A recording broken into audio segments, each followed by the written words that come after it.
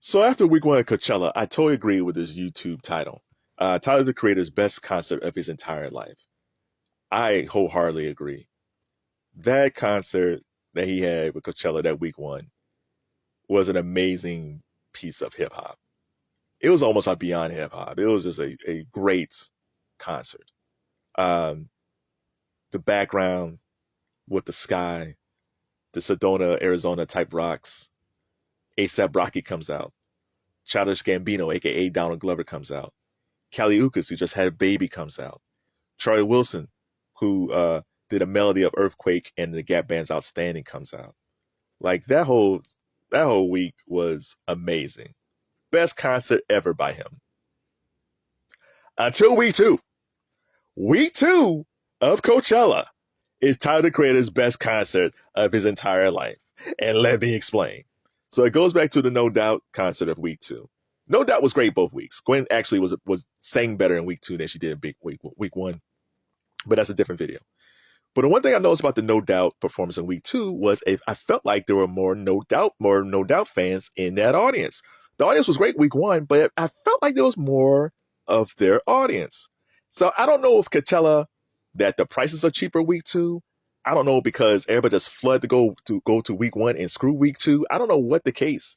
But after that No Doubt set, I felt like, man, that their audience was really engaged. And I felt that even more with Tyler when Tyler came out. Week one, when Tyler came out for week one, that crowd was super hype. That crowd for week two, beyond hype. The first song he performed was Igor's theme.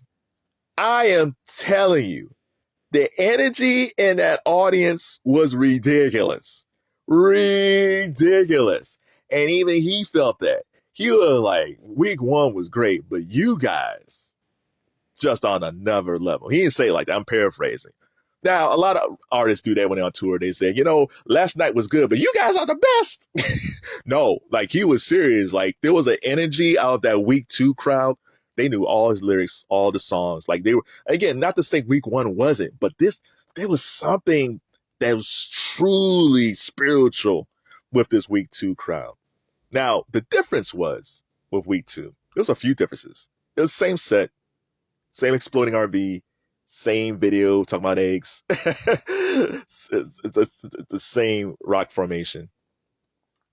But there was less guest stars. The only person that came out was Earl Sweatshirt. Earl Sweatshirt comes out, he performs. They hugged it out. Tyler loved Earl, Earl loved Tyler. And Earl was like, this is crazy. Because he was just looking at the set, he was looking at Tyler's performance, and he's just like, he was just in awe of what Tyler had done. But the only other time you felt like a guest star was coming out is when Tyler was going to do She. Now, She was originally an Odd Future song featuring Frank Ocean, and the crowd was buzzing, right? Because no one else had come out at that point. And Tyler was like, you guys gonna have to sing this song. We don't know where that dude is. And then and then eventually the song started, which is kind of sad. He wasn't joking either. Like it seems like Tyler the Creator has no idea what Frank Ocean is, which is really sad because I've seen artists go through this before, where they have a super successful album or a super successful movie, and they don't want that fame, they don't want that popularity. I saw Janine Garofalo do this with The Truth About Cats and Dogs. It was a film she did with Uma Thurman. It was a rom-com. It was really successful, and people expected her to be the next Meg Ryan or the next Sandra Bullock, and she did not want it. She was like, she went the other way. She's like, I'm an indie chick. I do not want this popularity and fame, which sucks because I think she would have been really good as a rom-com chick. But Frank Ocean is the same way. Like that debut album blew up, and it did something to him. I think Frank Ocean would have been very happy if all Frank Ocean was Nate Dogg, right? And he was like a Nate Dogg type singer, and he just sang hooks and put out albums that that people would kind of like. I think he would have been very happy just singing hooks for the rest of his life. But that album blew up. I remember Zoe Saldana, the one time he was on the Grammys, and she was saying like he was like Marvin Gaye. It was like, listen, Frank's okay, but he's not Marvin Gaye. I don't know if the guy felt the pressure or the anxiety, whatever, but Frank Ocean is just like missing in action. So I'm watching Tyler set, and the one performance I didn't talk about the last time that was really amazing was when he did Who Dat Boy. Now the first week he had ASAP with him. ASAP wasn't with him the last time, but the set was the same, where a flying saucer, a UFO, was hovering around, flying around the stage with a beam, which looked like it looked like my man Jordan Peele's Nope, with the spaceship from Nope when it sucked up the people. It looked like Tyler was going to get sucked up by that UFO. But whoever came up with that set design, because Tyler mentioned that it came up last minute, and I don't know if he had a bigger idea of what they wanted to do, but whoever idea it was, if it was Tyler or somebody else's, they did a masterful job. Because not just the UFO, because the UFO was amazing. The pyrotechnics, all that stuff was amazing. There was a guy in a goat suit who pushed Tyler off a cliff. That was amazing. But the background, because I already talked about the rocks, that he was able to climb up the rocks and all that stuff, which was great because it was supposed to be a campground. But the background, it was blue skies, and you had the sun, and it would turn nighttime, and you had a big moon, and then there was points where it would be black, and the clouds are just moving back and forth, and there was a point where there was like a rainstorm. Whoever did the visuals for his background, Tyler should just always hire them to take them on tour, because I don't know whenever Tyler's going to go on tour again, and he can't do this again because he did that Coachella twice. But I'm telling you, Tyler needs to get with those folks and take them on tour with him. Because that's the one thing I feel bad for kids today. Kids today when they go to hip hop shows, they don't really get a show from too many people.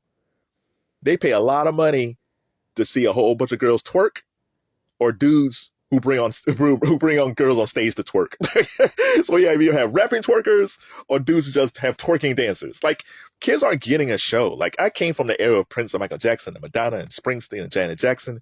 And my parents, they saw James Brown and the Temptations and the Supremes and the OJs and Teddy Pendergrass. Like, people pay cheaper to get better talent. And these kids aren't getting that. So thank God for someone like Tyler, the Creator, who's like, I'm not going to give you like really good sounding music. I'm going to give you a show.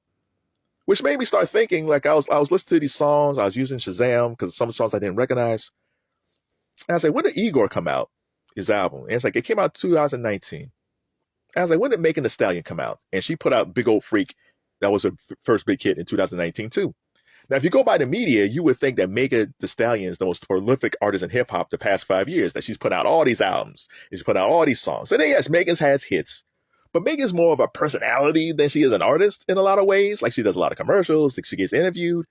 But to me, because they say all the time, like, the women are running hip hop, which they are. There's a lot of females in hip hop, which is great. But if you put them all in the bag, they're kind of all the same. Yeah, their music kind of different, but you know, yeah, you can tell the difference between Megan and Ice Spice and Sexxy Red. You can tell the difference between them. But as far as like originality and just doing things, it's like, oh my God, what did I just see? That's Tyler, the Creator. Like, he's made 3 albums in these 5 years. Igor, Call Me If You Get Lost, and Call Me If You Get Lost, the Estate Sale.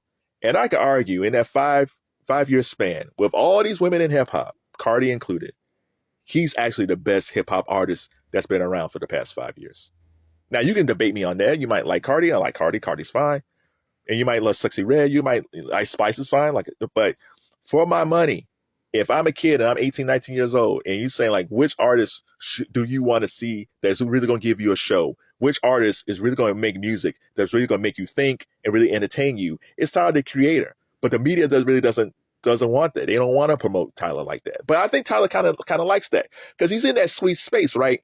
The critics loved him, but he's popular, right? He can still get into the GQ party. So he's more than just some guy that rap magazines like. He's a guy that GQ and Vanity Fair likes, right? So he's in that spot. But he's not as big as like Kanye and Pharrell, right? He's not that super popular dude. Well, Kanye's not as popular now because everybody hates him. But when Kanye was at his peak, where they just fawn over Kanye, he's like right in that middle spot, which I think he enjoys, because he can make the music he wants to make and does the concerts he wants to make and be as crazy as it can be, and people love him. So tell me what you think. Was week 1 of Coachella Tyler's best, or was it week 2? Or was it a concert that I've never seen before? Tell me what's your favorite Tyler, Creator performance, and also your favorite Tyler, the Creator song.